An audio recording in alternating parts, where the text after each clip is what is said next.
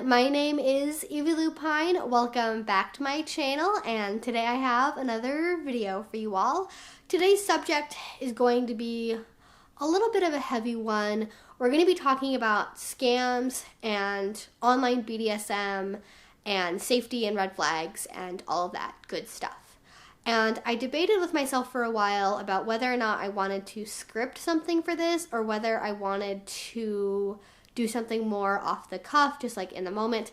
And I've decided to go more towards the off the cuff route because I just think it's a conversation that might be benefited by a little bit more of just expression as opposed to trying to very concretely go through everything one by one, because I think it's more about like talking about the problem than it is like being super concrete and like a 101 format. That's more like what I would do for scripting something. So this might be a little bit all over the place. It might be a little bit rambly. I apologize in advance if that bothers you. You can always like speed up my videos if for some reason I'm taking too long for you. Like there are options for that if you want to like watch the video but don't have time for like 20 or 25 minutes of content, so feel free to like do that if you want to. But I do think it's an important topic, and the reason why I wanted to bring this up is I've been getting a lot of messages about this that I haven't gotten at any other point in time in the time I've been talking about BDSM online. Maybe my audience is changing, maybe it's because I am more prominent on YouTube than I used to be, so maybe just like different people are contacting me. But in the last couple of months, I have gotten 4 people who have told me about being scammed online by supposed online dominance. This could be with bank account information, this could be with like wire transfers, but most commonly, the one thing all of them had was gift cards.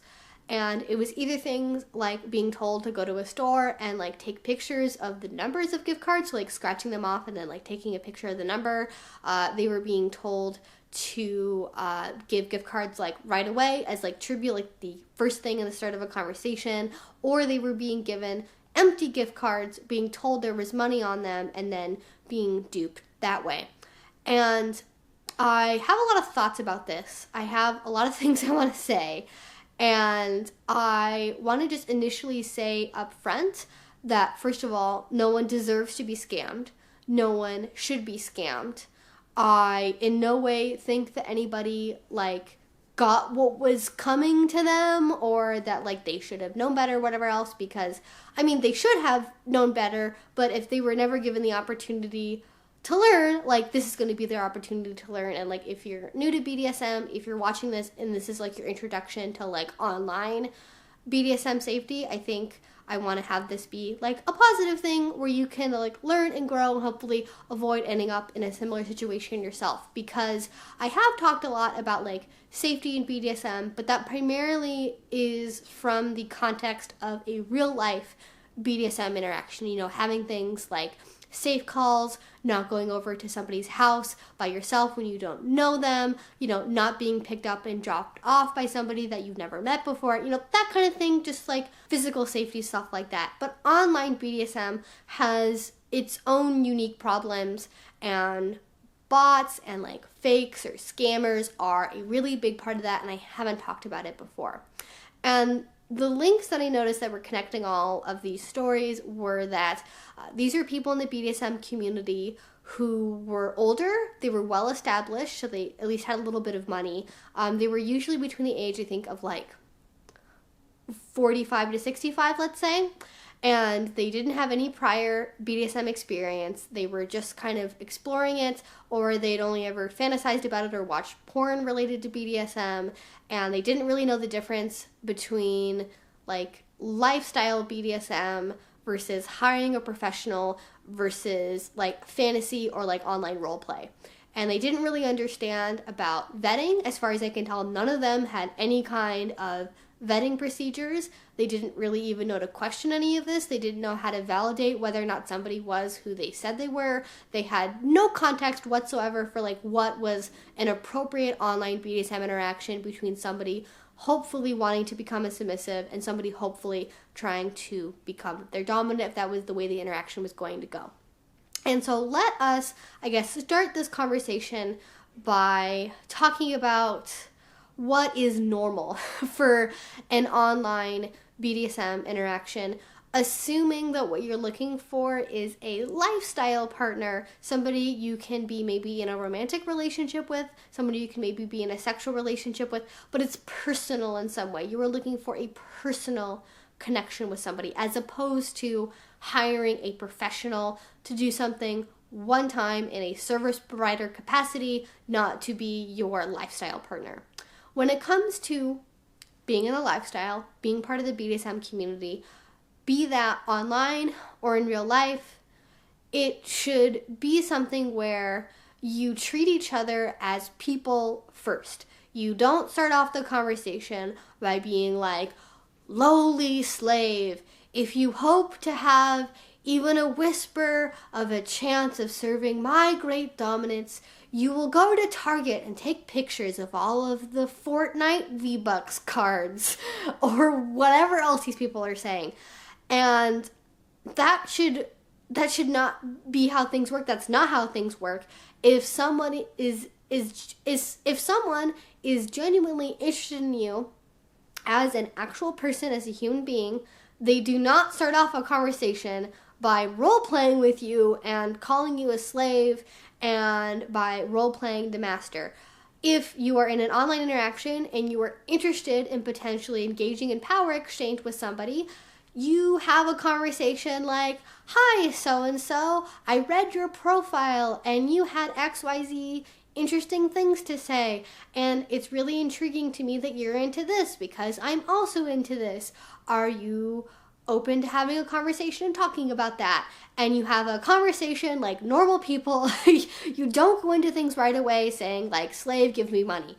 And if somebody does approach you going, slave, give me money, as like the opening salvo of that conversation, don't do that. That's not what dominance is about. Like, it's not about like just getting as much money as possible from people.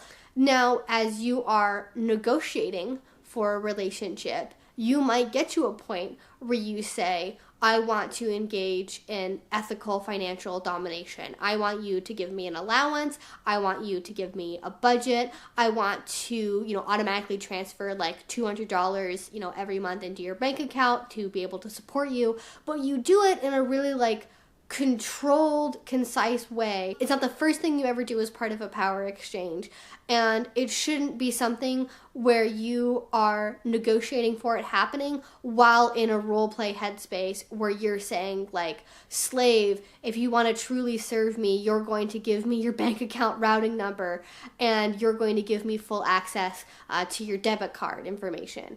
And just, it should be common sense. You think it would be common sense that like, strangers on the internet, you don't know who they are, you don't know if they're real people, you don't know if they have your best interest in mind, so don't just give them your money or commit like gift card fraud to like maybe have a chance of what you think is having a power exchange relationship. And if somebody on their profile talks a lot about like needing tribute and money and like financial stuff right away, like that's a big red flag. If somebody messages you out of the blue like demanding money, that's a big red flag. Walk away from that. That is like the biggest way you can keep yourself out of these scams. And it's so simple. It's just like, if somebody demands money right away, don't give it to them. And what is really interesting to me about all of this, because I didn't really make the connection at first, but some people on Twitter did, because I did a little like post about it and I asked for people's input and feedback. Like, I didn't really make the connection immediately to like, oh, people want to be pay pigs and they're looking for findoms. Because as far as I can tell from all these messages that I've gotten, it's not that they want to be pay pigs. It's that they, as men who want to be submissive, they think that in order to be a submissive of any kind, there has to be a financial component. That they're like, oh, if I want a dominant, I have to pay for it. If I want somebody to be my mistress, I'm going to have to give her money. It's normal to expect that there's going to be a financial component to this. And for a lot of people in personal BDSM relationships, there's not one. I would say all the people I know of that are in relationships where there is a male submissive with a female dominant, none of them I know of in real life involve a financial component outside of what would be normal for like people who are in a romantic connection where maybe they live together and so there's like shared living expenses, that kind of thing.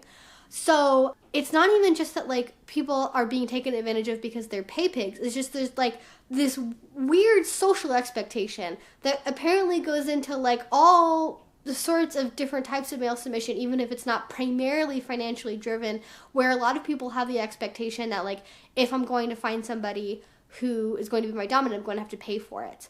And I think, you know, beyond just like the psychology of it, or I guess maybe more appropriately like the social expectation of like you have to pay for something to get BDSM, is there's also the aspect of it, I think, where there's a perception that there's a lot less female dominance than there are male submissives, and to an extent that's true. There are definitely way more people who want to be submissive than people who want to be dominant. So there is a skew there for sure, and so I think people tend to devalue themselves because of that, and they think, you know, if I'm going to have this lifestyle I want, you know, I have to be willing to do anything for it. You know, the only way I'm going to get what I want is I'm going to have to, like, you know, give up my bank account information. I'm going to have to give these people hundreds, maybe even thousands of dollars, because if I don't, no one's going to want me. This is the only way I'm going to have the connection that I want to have is through money. And that's not true.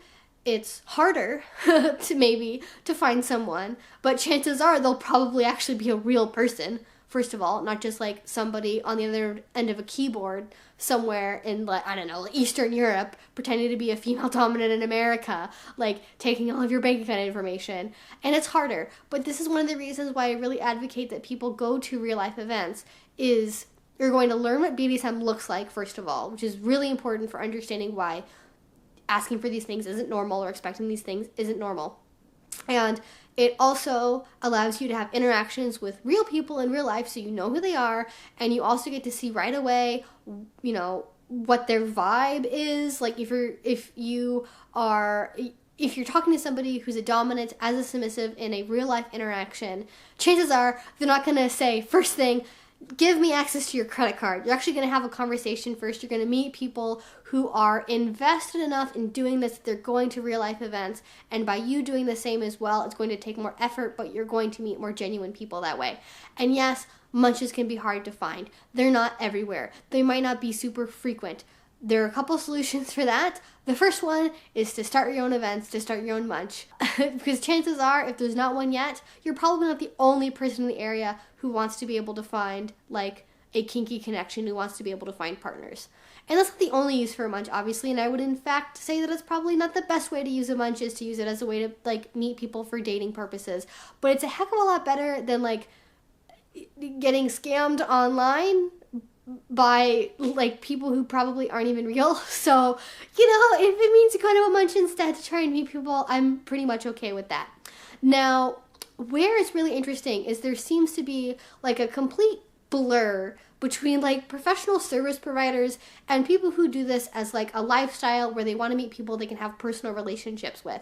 And it's like when people think of female dominance, at least the people who have been scammed in this way, they, like, think of a dominant, and it's like halfway between both of those. It's halfway between a lifestyler and it's halfway between a professional service provider. And I've spent a lot of time so far, like, talking about how, like, somebody shouldn't expect money for BDSM. But obviously those things change when you're talking to a professional service provider who does it as a job. And many people who do this professionally are also people who are in the lifestyle, who have their own partnerships outside of what they do professionally that are also kinky, that also involve submission and dominance and blah, blah, blah. But if you are going to a service provider for a service, that should be a very different experience. And somebody who is an ethical service provider will also not, as an opening salvo, say, slave, if you want to get on my schedule, the first thing you must do is send me a $500 Amazon gift card. Like, you can negotiate for that, but the key thing with all of this is that vetting is entirely skipped. negotiation is entirely skipped. It's just bam, right into the role play, getting somebody into a headspace, taking advantage of them because they are now in their like submissive slave headspace, and then saying, if you want to please me as your mistress, you will give me money. And somebody who is an ethical service provider, they will have all the normal things that like a service provider should have, but they should have a conversation with you about what services they do provide, what they don't provide. You should have some kind of negotiation, some kind of conversation where you fully understand the terms of what's going to happen during the session that you have before you actually get into doing any kind of BDSM. And there could be arrangements that you could make where rather than having like a one-time session where you play and that's it, it's over and it's done, maybe you have something that's kind of like ongoing where like every month you agree to like send them like $20 on PayPal to like support them. But you negotiate for it first. You talk about it first. You don't like just expect to go into things and being like, oh, well, you know, she's a professional, so obviously like up front, I'm going to have to like give her a gift card and that's going to be how this works. Now, it is normal to expect something like a deposit or a reservation, but if somebody is asking for like a deposit in a legitimate way, that looks a lot more like, you know, if you want to reserve a time for this session, I expect you to pay, you know, 50% up front, and these are my payment methods, and so on and so forth. And then if you cancel, then I keep the deposit, and then if we go through the entire session or whatever, or it comes the day of the session, then before we begin the session on the day of, then you pay the remainder of the cost or whatever else. There's a bunch of different arrangements, but like as an example of like what a more normal conversation would look like besides just, again, yes, slave, if you want to be able to have a hope of interacting with me, the first thing you must do is like send me this gift card information. And I feel like I'm kind of beating a dead horse with that example, but I just want to make it super crystal clear for the people who need this information that is not how things go. That is not how things go. So maybe this has kind of helped you understand, like professional service provider, they will have rules, they will have expectations, they will have play that they will and won't do, but they will talk to you like a professional. They will talk to you like a human being where you are negotiating a business arrangement. Somebody who is in the lifestyle, who's looking for a partner, will do something similar. You should vet them, you should see if they're a real person, you should negotiate with them for the terms under which the power exchange will happen before you get into all of the role play business. There you go. That's just the long and the short of it. That's what you have to do if you want to be able to avoid falling into these scams, is to understand what normal versus non-normal behavior is. Now, what I found particularly interesting is when I posted about this on Twitter, I got a lot of feedback from people who either were professional service providers or had been. So I heard from like Princess Kali, Mistress Couple, Rain de Grey. I heard from Alice in Bondage, I think is their Twitter handle. I heard from a bunch of people who in various ways had worked in a professional capacity in BDSM. And all of them had stories about clients or people they knew of who had been scammed online in a similar way.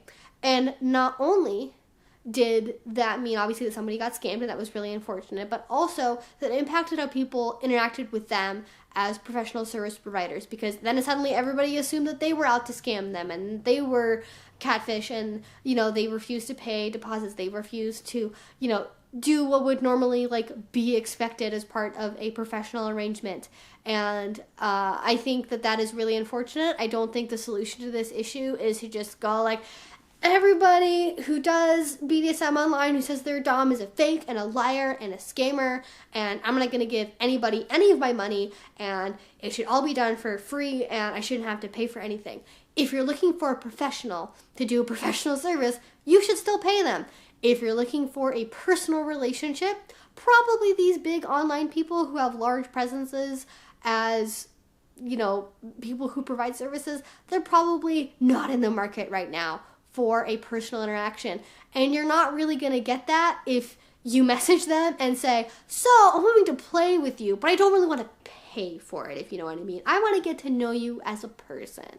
For the most part, they're probably not going to be receptive to that because it's like dismissive of their profession and like what they do as a job. And usually people who do have that dualism of both being a professional and then also being a lifestyle, they usually meet people in real life. They don't meet people to be lifestyle partners online, because that's usually how they meet clients.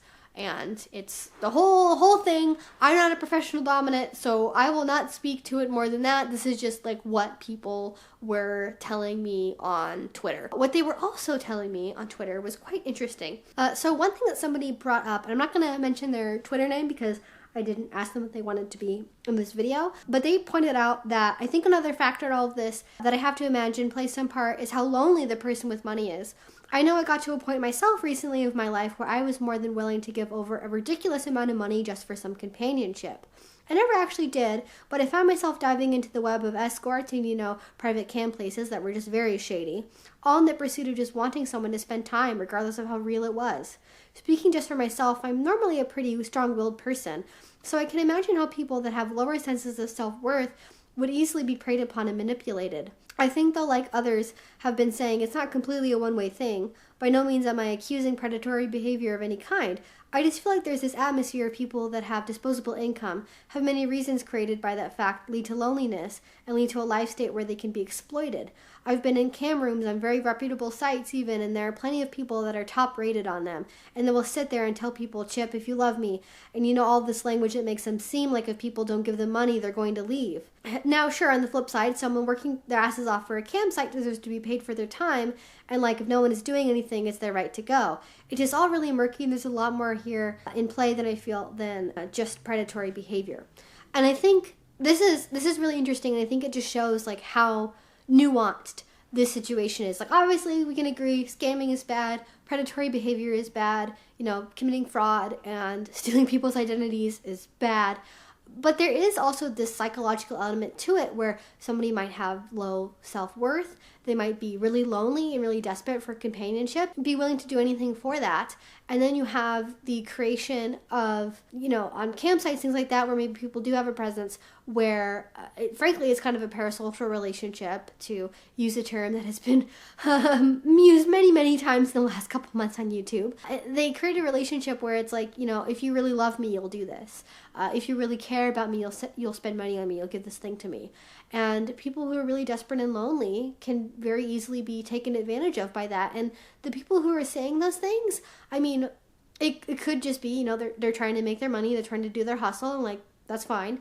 But there's also going to be people in the audience who maybe don't really have the money in their bank account to do that. They may have $5 to their name, and they may decide that they need to give that person those $5. And it's not necessarily the fault of the person who's asking for the money, but there is something that's deeply wrong about society or the way that we teach people to understand themselves and value themselves, that I don't know, it's so complicated. It's hard for me to articulate it fully, but hopefully you can see it's kind of fucked up that we live in a world where people become so lonely and so desperate for feeling like they care about somebody and somebody cares about them, that they will give up every penny they have for somebody that they don't even know. And that's kind of a problem, and it's hard because where do you even start with addressing that? Because it's so baked in, at least in America, how we talk about what especially men are worth, what they provide in relationships. It's oftentimes very focused on money and physical objects and being able to provide for people. And that's why we have a lot of the tropes that we do about male submission and findom and providership, kind of, taking that social expectation and fetishizing it to, cope with it, frankly, and also to kind of just recontextualize it and have power over it. If you don't know what I'm talking about, highly recommend you read the book, The Erotic Mind by Jack Moran. It's a great book, but it's heavy stuff. This is why this is heavy stuff, is because, the people who are subject to these scams oftentimes just don't really know where else to go to feel like somebody understands them, to feel like, anybody will love them or care about them or understand their kinks, their fetishes. And it's really sad. I did also have feedback from some people who are in the business, in terms of like professionally in the business of being a service provider, a lot of them did have something to say to the effect of like, people are just thinking with their dicks. They're not like critically analyzing, the people interacting with. It doesn't take much effort to figure out if someone is like a legitimate professional who sells clips or has their own website or anything else. And like, to some extent I agree with that. Like basic, again, like I talked about at the beginning of this video, like if you're on the internet, you have to understand that there are people who are fakes, there are people who are scammers, and the way you protect yourself against that is by researching them first, vetting them, and getting their actual bona fides before giving them any kind of compromising information. But Rain DeGray had a very interesting thread of thoughts here, which started out with my thoughts. Oh boy, buckle up. I've never been a FinDom, and I've never done the pay pig thing. Though, that out of the way, you can't con someone who's not willing to be conned. That's conning 101. Finding a play partner or someone to interact with is one of the hardest things any of us will ever do. That's where there's dating sites, dating books, advice columns, podcasts. It's a multi-billion-dollar industry helping people find others to interact with. Finding other people to interact with takes work. That's the honest truth. And not everyone wants to do the work. Some people just want it to magically land in their lap. That's not how life works, though, and they know it in their heart. But they know that if a hot person is requesting money or gifts or gift cards, that something's not right. But they choose not to listen to it. They don't want to see what's right in front of them. They're all sad that they've been scammed. You can't get gift cards from someone who's not willing to hand them out. And the people handing out the gift cards tend to be the people that don't want to do the work for a relationship and are looking for a shortcut. The hot dom offers that shortcut if you pay. Nobody wants to admit that they got conned because that would cause them to lose face. Once they've got the ticket, they tend to take that ride pretty far. And Rain DeGray has a very blunt way of talking about things. If you've listened to my interview I did with Rain, if you've seen her Twitter account, tends to be very blunt, very like straightforward with her opinions. And I just want to point out that like maybe the way that Rain phrases things is not like necessarily like something I 100% endorse, but it does again get back to this issue of like, making a relationship work takes work. Finding legitimate people to engage in your kinks with takes work. And, out of that desperation and loneliness where you feel like you can never find anyone, you might be willing, when the person falls on your doorstep that says, I will love you, I will be your dominant, but you have to do this for me first. You might look at that and go, I've been looking for years. I've been hoping, for the last 20 years of my life that I would finally find somebody who would be my dominant. And this person is offering that to me on a silver platter. And all they need is my money. And they're hot and they're available and they want me. Sign me up. I will send them my money. And that is how they get you. That is how they get your money. If it's too good to be true, it probably is. It's an old adage. It's probably cheesy and overused, but it's true. If someone is messaging you, offering you everything you want on your fetish list, if they are saying they're willing to do anything that you want, that they will be your dream dominant, that you will be a slave living in luxury or living in dirt, if that's what you want, just tailor it to like whatever personal fantasy you have. If somebody messages you and says, I'll give you all of those things, even if just through hints and role play, it's probably too good to be true. Because humans are more complicated than that. We have our own wants and needs and desires, and a real person who is also looking for their own BDSM relationship is probably not going to say, I'm going to give you everything that you want. All you need to do is give me your money. They're going to say, hey, let's have a conversation about it. I'm into this, but I'm not into that. Or this isn't really my thing, but I'm willing to compromise on this if you also want to do this instead. And it's a give and take. It's a back and forth. It's a long process where it takes time and effort and dedication. And you will find people who claim to be dominants online who are actually like other submissive men in their basements on fake profiles making revenge accounts. You will find people who are catfish. You will find people who are not who they say they are, who are maybe thinking they're dominants, but actually don't really know the first thing about it. And the best way you can protect yourself is through vetting people, taking your time, ideally, kind of just skipping meeting people online in general, because, real life is going to be a lot more secure when it comes to actually knowing that somebody is who they say they are. And I know it's not really an option for everybody, but if you have any option of doing that, I would really, really advocate for it, because it's going to be a lot easier to find real people who are going to be compatible with you that also are looking to build long-term relationships. You know, and on the flip side is what you can do the same thing when you are looking for a professional service provider. If what you decide you want is not a lifestyle thing, but just like a one-time professional thing, or maybe an ongoing professional relationship that doesn't have other connections, you know, there's your own safety protocol that you should put in place there to make sure that this person is who they say they are, that they're actually going to follow through on agreements. And, you know, I think it's when you see it, you know it. And it's really hard for me, you know, to not just say it's common sense, because I think I have been fortunate in that I was going to school in a time when, like, people were really paranoid about the internet. And I saw, you know, probably 4 or 5 different times all these internet safety videos about stranger danger and, like, not giving up your information to strangers online and being worried about people you meet on, like, you know, online role-playing games or whatever. And so I grew up with a lot of paranoia about it, and having been taught, you know, from a relatively young age, from like middle school, you know, what not to do to keep myself safe, how to talk to people online, and, you know, make sure that they're real people. Whereas a lot of the people who fall for these scams, they were already adults by the time the internet really happened, and so they were never really put in a position where they had to learn about internet, like, safety and security, or how to, like, keep your identity safe online, or how to make sure that somebody is who they say they are. And I just hope that maybe with positive examples through something like this channel, through looking at interviews I've done with professional service providers, talking about professional BDSM, you know, people who have their own YouTube channels, people like Morgan Thorne, you know, going there and getting a realistic sense of what to expect is going to be how you can keep yourself safe.